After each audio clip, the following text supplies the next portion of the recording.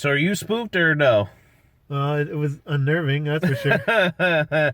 So after all this buzz from like all these horror people talking about the movie Late Night with the Devil, it piqued my interest the more and more I've seen people talk about it, just for the fact that, one, it just sounded like anything. It's a story as a late night host trying to meet the ratings of Johnny Carson, and then he has a big Halloween night special, and the devil, lets the devil out of the bag, basically, and stuff happens for the final broadcast is the thing there. She's supposed to get footage and behind-the-scenes documentary stuff to make it into the final airing. I'm like, okay. Then when they talk about, like, just more of the stuff with characters and the unsettlingness and so this, I'm like, okay. It kept piquing my interest, and I like the main actor. He always does a great job. So it was great seeing him, and then, like, I feel like pretty much it was good story. Like, it's only an hour and a half, and I felt like right from the get-go, you're getting already before they go, this is Late Night with the Devil. Like, they're talking about the behind, like, he did this, and he went this, he met his wife, and then here's this, and this journey, and then ups and downs, and then all this stuff, and here's the final broadcast, before they play it like you're actually doing that. And I feel like you got a lot out of there, and I like how they talk about with the Grove. Yeah. So it's nice they kind of mention that, so I'm sure a lot of people in Petalwood are kind of upset over that. And by the way this film went, it makes a lot of sense what happens in this movie. But it's very fascinating. Add in that stuff, so it's kind of gives you a little bit of more of a realistic thing with the horrors and the stories of that place and the people and the cultish stuff there. Very reminiscent of like Eyes Wide Shut, where it's kind of a telling of that. And then, I don't want to be a conspiracy guy, but Kubrick's last film, kind of making a film talking about stuff like that, makes you wonder. Makes you wonder about this. Anyway, without too much spoilers, but it was a slow, really nicely dealt kind of a burn, where you're watching and I'm like, something's going to happen. Or you're kind of just like waiting for something to happen because you know something's going to happen, but it's like, it's this nice, slow, maybe little things here or there at first until that big finale. But wow. And then how'd you feel coming out from that? I've always been kind of scared of the supernatural demon kind of stuff. So this kind of stuff always scares me more than like, slasher films. Easily. Like, again, you can enjoy like, and then that's like our favorite genre, basically. I mean, I feel like you have to be pretty special and pretty smart, you know what I'm saying, to believe that the horror genre is indeed the greatest of movie genres and stuff, because it can tell and do everything and anything. It can fit in any other genre. It can the stuff it can pull off. So, like, we love the slashers. You love, like, these scenes with the practical effects and monsters and everything. Scary stuff. But then, yeah, the true stuff like watching something like The Conjuring or crap like that.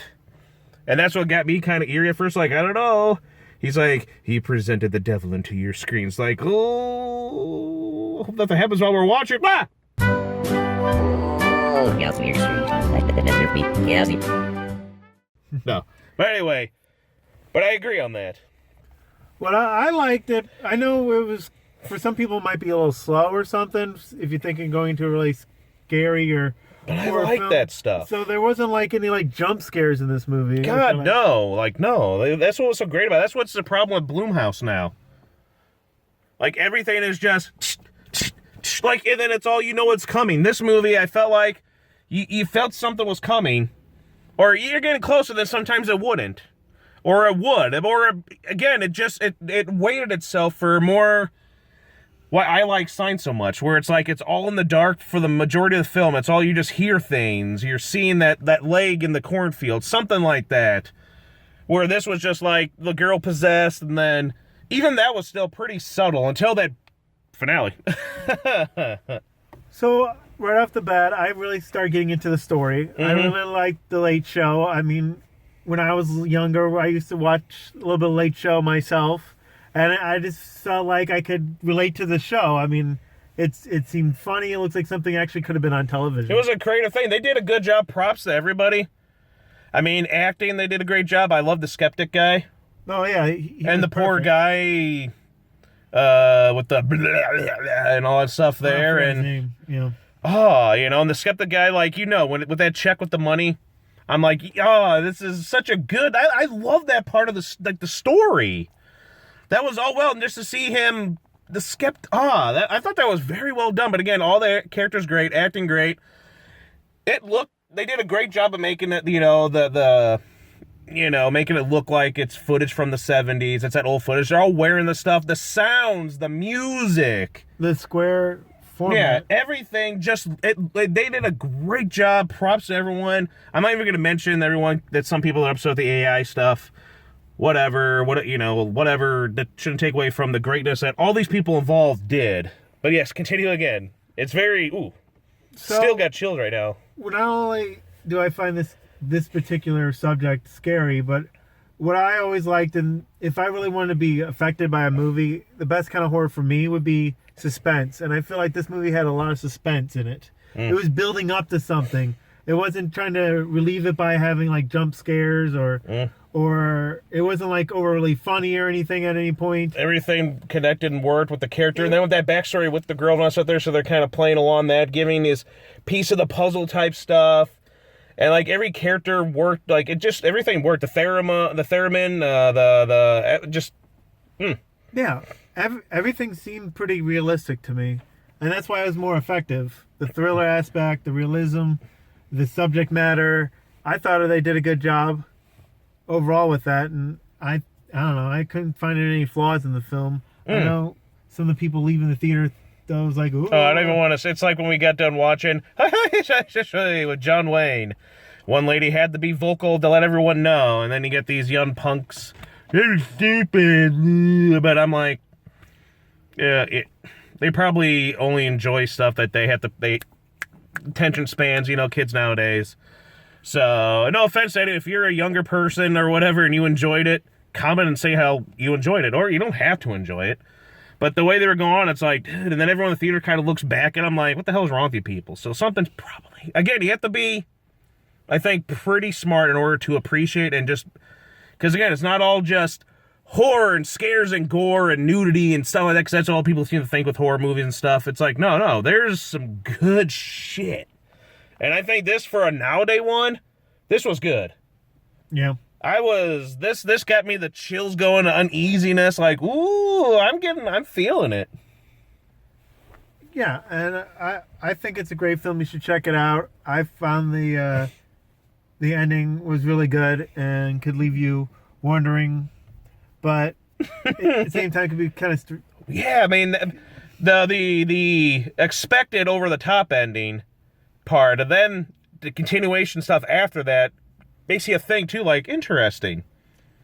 So, yeah, you don't know how to feel afterwards, although right now I felt, sick to my stomach, kind of eerie, uncomfortable, even though the guy at the watch was like, you want to feel comfortable. It's like, are you feeling comfortable at home? It's like, not really. But that's good, though. That movie got to us, and I again, like, I'm all giddy and enjoyed for something so low budget. So it's from Shudder. They're going to stream it because it'll be for their halfway to Halloween stuff. Even though this movie premiered at the festivals last year. But so far, this is a good movie, a top for me for 2024. I enjoyed it. It's a good...